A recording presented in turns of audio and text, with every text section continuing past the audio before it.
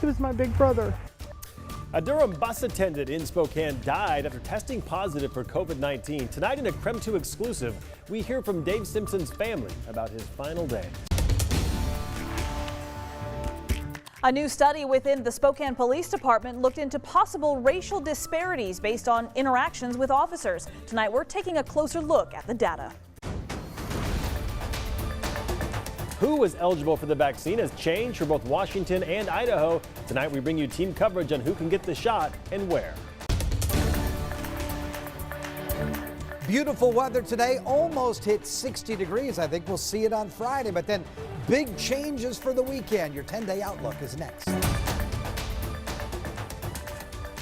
Good evening and thank you for joining us for KREM 2 News at 6 tonight. I'm Mark Hanrahan. And I'm Whitney Ward. New tonight, one Durham bus attendant in Spokane has died after testing positive for COVID-19. This comes after Spokane Public Schools says 28 Durham employees, including bus drivers and other personnel, all tested positive for the coronavirus in the last month. Nearly 60 other employees who'd been exposed to the virus were in quarantine. In a KREM 2 exclusive tonight, our Morgan Trow spoke to the family about Dave Simpson's last days. He was one of those people that would give you the shirt off of his back. He would do anything for anybody. It can be hard to put nearly 520,000 deaths in the United States into perspective. One family says they understand, but had to learn the hard way. From the time he tested positive to the time he was just gone. It was for only 5 days. At 61 years old, Dave Simpson started working for Durham Bus Services, loving his job as a bus attendant for Spokane Public Schools students with disabilities. A year and a half later, two of his sisters, Twyla and Starla, say they believe he contracted COVID-19 during the Durham employee outbreak in late February. It took me 3 days before it actually hit me. So that he's gone. And he's not going to be here. And I don't want to start crying. Dave lived with his nephew, Michael. Dave said he was having trouble breathing and asked Michael to take him to the ER. The sisters say their nephew went to grab his coat, but when he came back, it was too late. He was unresponsive and wasn't breathing. So at that time, he called 911 and started administering CPR. And I don't know if he ever got him to take another breath. Dave was one of the 19 Durham team members that tested positive for the coronavirus. In total, 36 employees were off work after being exposed. A Durham spokesperson confirmed the death of the attendant and sent their thoughts and prayers to the family. The sisters say that isn't enough. The only place it could come from would be from the bus line. My question to the Durham bus line is, were they requiring them to wear masks? In a February statement, Spokane Public Schools added that they were, quote, aware that there have been reports that Durham hasn't been following all health and safety protocols, end quote. When we pressed Durham about safety, they sent us a statement saying, quote, employees are subject to daily employee screening, social distancing, mask protocols, and distancing protocols, end quote. Twyla and Starla say too many of the company's employees got sick for this to be a freak accident. And while they wait to hear back from Durham, they are dealing with the aftermath of Michael's exposure to Dave. Yeah, the day after my brother died, he started having breathing problems. Michael is now in the hospital, suffering from the same virus that killed his uncle. They say he is on a ventilator. Wear a mask, get the shot. Do whatever you need to protect you and your family. The sisters want you to step back from the overwhelming amount of deaths and picture if it was your relative. You never know when could be the last time you see their smile, hear their laugh, or spend time together. Reporting in Spokane, Morgan Trow, KREM 2 News. And this afternoon, Spokane Public Schools did issue a statement about Dave Simpson's death, reading that we are deeply saddened to learn of the passing of a Durham School Services employee. Our thoughts are with the employee's family and friends during this difficult time.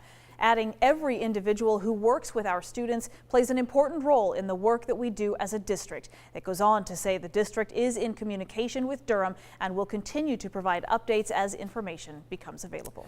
To continue our vaccine team coverage, a big announcement from Governor Jay Inslee today. Essential workers like grocery store employees will be eligible to get vaccinated starting later this month. KREM 2 political reporter Casey Decker explains the next stage of vaccinations here in Washington. Well, this is good news for folks like those grocery store employees. People who have been working in big congregate settings like those should now be eligible to get a shot before the end of the month.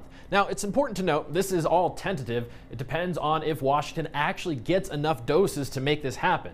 If it doesn't, all of this could be delayed, but take a look at the timeline the governor released today. The plan, as you can see here, in less than 3 weeks, congregate workers could get vaccinated. In addition to grocery store workers, that includes a large number of ag employees and food processors, as well as other frontline workers from firefighters to bus drivers. This tier will also include people who are pregnant or have a high-risk disability. Now, 3 weeks after that, a new wave of eligible people, those over the age of 50 with at least 2 comorbidities. Now, the list of what counts as a comorbidity, it's pretty long. The best way to see if you'll qualify will probably just be using that phase finder tool or going to the CDC website.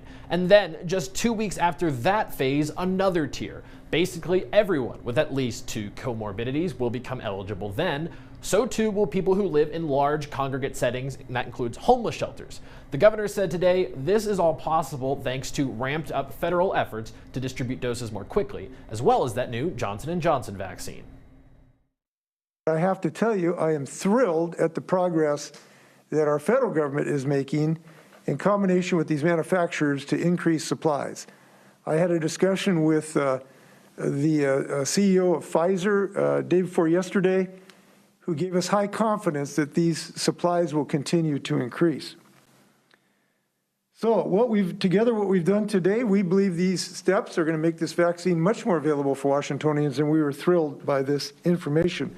Again, this plan is tentative and could change. Also, right now, it's still basically just healthcare workers, seniors, and now teachers who are currently eligible, but certainly a long-awaited update for many frontline workers who have been out there doing their jobs during a pandemic for about a year now. They're finally going to have at least a glimmer of real hope to get vaccinated soon.